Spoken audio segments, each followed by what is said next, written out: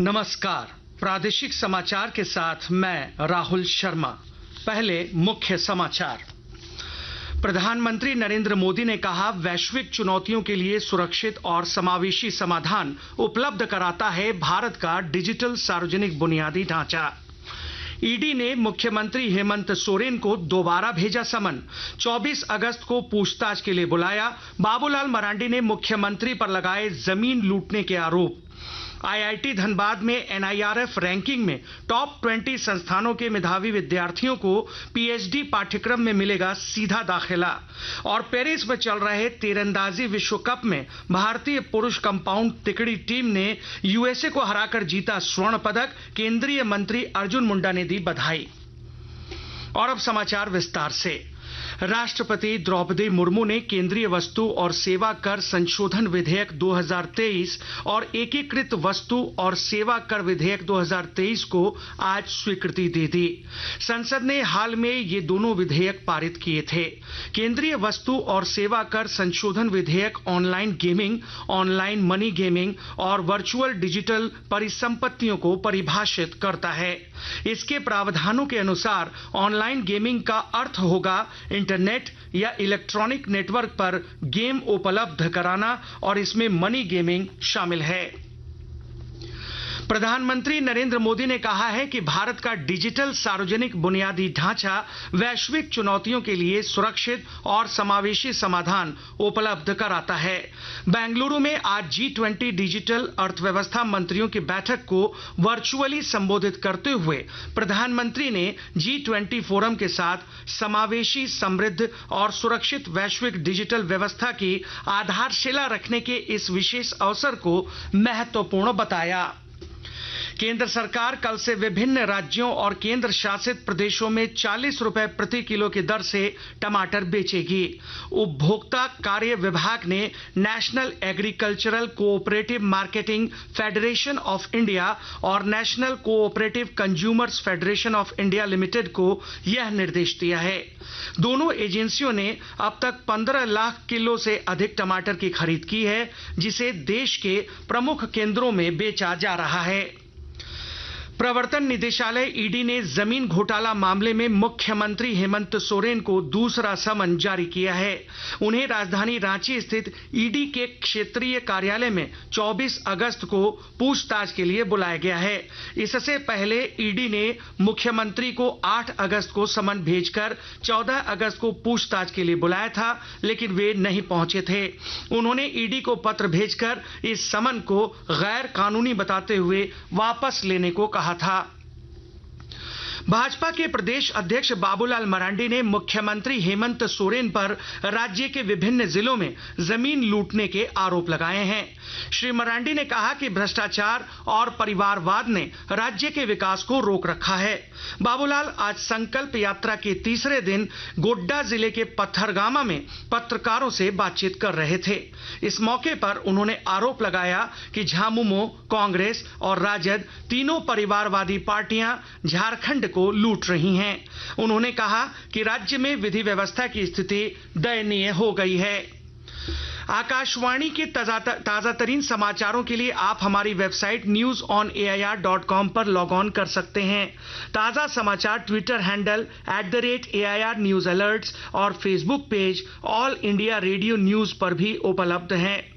आप प्रादेशिक समाचार एकांश के ट्विटर हैंडल @AIR News_Ranchi और फेसबुक, इंस्टाग्राम पेज तथा YouTube channel AIR news Ranchi पर भी हमारे बुलेटिन सुन सकते हैं। प्रादेशिक समाचार आप आकाशवाणी रांची से सुन रहे हैं। शेष समाचार इस विराम के बाद। हो गया है शंखनाद, श्रावण मास का हो गया है आगमन। इस मौके पर माननीय मुख्यमंत्री श्री हेमंत सोरेन का सभी श्रद्धालुओं को संदेश। जोहार, सावन आ चुका है, श्रावणी मेला भी प्रारंभ हो चुका है। झारखंड की इस देवभूमि पर, बाबा नगरी पर दुनिया भर के सभी श्रद्धालुओं का झारखंड स्वागत करता है। झारखंड सरकार आपका स्वागत करता है। हर साल की भांति इस बार भी हम सभी इस महापर्व को धूमधाम धूमधाम से मनाएं, संपन्न करें। सभी कांवरियों को बेहतर से बेहतर सुविधा कैसे मिले, इसका पुख्ता इंतजाम बाबा नगरी पर हम लोगों ने किया हुआ है। आप सब लोग आएं, बाबा भोलेनाथ का दर्शन करें। भगवान भोलेनाथ से प्रार्थना करता हूं कि आप सभी का मनोकामना पूरा हो। हर हर महादेव। सूचना एवं जनसंपर्क विभाग, झारखंड सरकार द्वारा जनहित में प्रसारित। प्रादेशिक समाचार में आपका फिर स्वागत है। खूंटी जिले में किसानों को लाह की खेती वैज्ञानिक तरीके से करने की जानकारी दी जा रही है। विस्तृत ब्यौरा दे रहे हैं हमारे संवाददाता।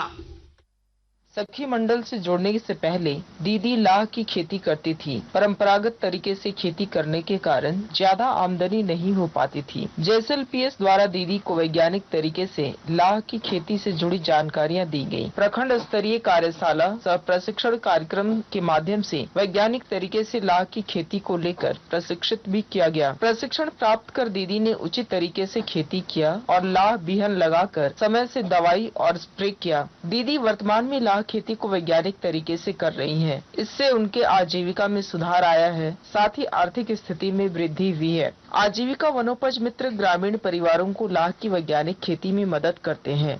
ज्योत्सना शीला, आकाशवाणी समाचार, खूंटी। धनबाद जिला स्थित भारतीय प्रौद्योगिकी संस्थान IIT ISM में PhD पाठ्यक्रम के लिए अब राष्ट्रीय संस्थागत रैंकिंग फ्रेमवर्क NIRF रैंकिंग में टॉप 20 संस्थानों के मेधावी विद्यार्थियों का सीधा दाखिला होगा। इस नए नियम से अब विद्यार्थियों के लिए गेट, नेट, कैट और जीमेट पास करने की बाध्यता नहीं होगी। हालांकि विद्यार्थियों के पास 2 वर्ष का कार्य अनुभव होना आवश्यक होगा। इस संबंध में संस्थान के सीनेट ने नए सत्र से अकादमिक सुधार के इस प्रस्ताव को मंजूरी दे दी है। लातेहार पुलिस ने पूर्व जिला परिषद उपाध्यक्ष और कोयला व्यवसायी राजेंद्र प्रसाद साहू के हत्या के आरोप में 2 शूटर समेत 4 उग्रवादियों को गिरफ्तार किया है। पुलिस ने इनके पास से 4 पिस्टल और 30 जिंदा गोलियां बरामद की हैं। जिले के पुलिस अधीक्षक अंजनी अंजन ने आज एक संवाददाता सम्मेलन में बताया कि उग्रवादी संगठन तृतीय प्रस्तुति कमेटी TSPC के साथ पैसों के लेन देन में हुए विवाद की वजह से यह हत्या की गई। रांची के बरियातू थाना क्षेत्र स्थित चिरौंदी साइंस सिटी के समीप हुए दोहरे हत्याकांड मामले में पुलिस ने 2 आरोपियों को गिरफ्तार किया है। वरीय पुलिस अधीक्षक कौशल किशोर ने आज एक प्रेस वार्ता में इसकी जानकारी दी। उन्होंने बताया कि गिरफ्तार दोनों आरोपियों के पास से 2 पिस्टल, गोलियां, मोबाइल फोन और मोटरसाइकिल बरामद की गई है। बीते 11 अगस्त को जूस दुकान के संचालक और उनके कर्मी की गोली मारकर हत्या कर दी गई थी।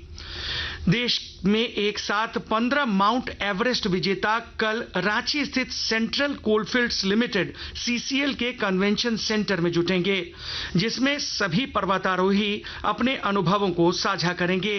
कार्यक्रम की शुरुआत कोल इंडिया लिमिटेड के CMD PM प्रसाद करेंगे। समिट में दुनिया की सबसे ऊंची पर्वत चोटी माउंट एवरेस्ट पर सबसे पहले चढ़ने वाले दार्जिलिंग के तेनजिंग नोर्गे के पुत्र और 2 बार एवरेस्ट फतह कर चुके जैमलिंग तेनजिंग नोर्गे मुख्य वक्ता के तौर पर शामिल होंगे। पेरिस में चल रहे तीरंदाजी विश्व कप में भारतीय महिला कंपाउंड टीम के खिलाड़ियों ने फाइनल मुकाबले में मैक्सिको को हराकर विश्व कप में पहली बार स्वर्ण पदक जीत लिया है। वहीं अभिषेक, प्रथमेश और ओजस की भारतीय पुरुष कंपाउंड तिकड़ी टीम ने USA को हराकर स्वर्ण पदक जीता। जनजातीय मामलों के केंद्रीय मंत्री अर्जुन मुंडा ने पदक विजेताओं को बधाई दी है। हजारीबाग में बास्केटबॉल के खिलाड़ियों को जिला प्रशासन ने खेल कोर्ट मुहैया कराया है। कोयला खनन कंपनी त्रिवेणी सैनिक के CSR फंड से इस कोर्ट को तैयार किया गया है। जिले की उप विकास आयुक्त प्रेरणा दीक्षित ने आज इस बास्केटबॉल कोर्ट का उद्घाटन किया। लोहरदगा जिले के उपायुक्त डॉक्टर वाघमारे प्रसाद कृष्ण और पुलिस अधीक्षक R रामकुमार ने आज बैडमिंटन एसोसिएशन की ओर से आयोजित इंटर स्कूल प्रतियोगिता का उद्घाटन किया। इस अवसर पर उपायुक्त ने कहा कि इस प्रतियोगिता में बेहतर प्रदर्शन करने वाले बच्चों को राज्य और राष्ट्रीय स्तर पर खेलने को मिलेगा। राज्य के विभिन्न जिलों में मैथिल समाज के लोक पर्व मधु श्रावणी का आज शाम समापन हो गया। पति की लंबी आयु के लिए नवविवाहित महिलाएं इस पर्व को मनाती हैं। यह पर्व 44 दिनों तक इस वर्ष चला। अंत में मुख्य समाचार एक बार फिर। प्रधानमंत्री नरेंद्र मोदी ने कहा, वैश्विक चुनौतियों के लिए सुरक्षित और समावेशी समाधान उपलब्ध कराता है भारत का डिजिटल सार्वजनिक बुनियादी ढांचा। ईडी ने मुख्यमंत्री हेमंत सोरेन को दोबारा भेजा समन, 24 अगस्त को पूछताछ के लिए बुलाया। बाबूलाल मरांडी ने मुख्यमंत्री पर लगाए जमीन लूटने के आरोप। आईआईटी धनबाद में एनआईआरएफ रैंकिंग में टॉप 20 संस्थानों के मेधावी विद्यार्थियों को पीएचडी पाठ्यक्रम में मिलेगा सीधा दाखिला। और पेरिस में चल रहे तीरंदाजी विश्व कप में भारतीय पुरुष कंपाउंड तिकड़ी ने यूएसए को हराकर जीता स्वर्ण पदक। केंद्रीय मंत्री अर्जुन मुंडा ने दी बधाई। इसके साथ ही आकाशवाणी रांची से प्रादेशिक समाचार का ये बुलेटिन समाप्त हुआ। नमस्कार।